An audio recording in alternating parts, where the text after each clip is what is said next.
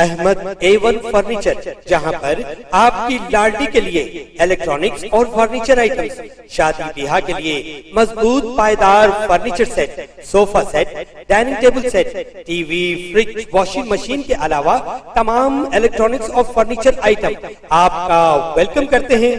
Ahmad A1 furniture और Ahmed electronics, opposite Shadan hotel, Ballaguda road, Hashimabad, Hyderabad.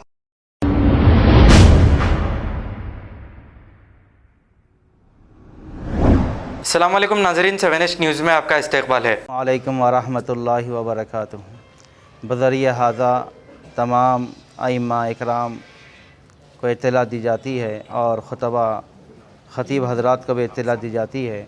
कल बरोज़ जुमा के मौके पर आप अपना उन्वान गुमराह फ़िरक़ों की गुमराही और हैदराबाद में के इलाक़ों में उनकी जो गुमराही चली जा रही है और अहले सुन्नत वल जमात के बच्चों को गुमराह किया जा रहा है, उसके मुतालिक आप उन्वान बनाकर अपने जुमा के खुतबे में मौजू बनाइए और लोगों में बयान फरमाइए।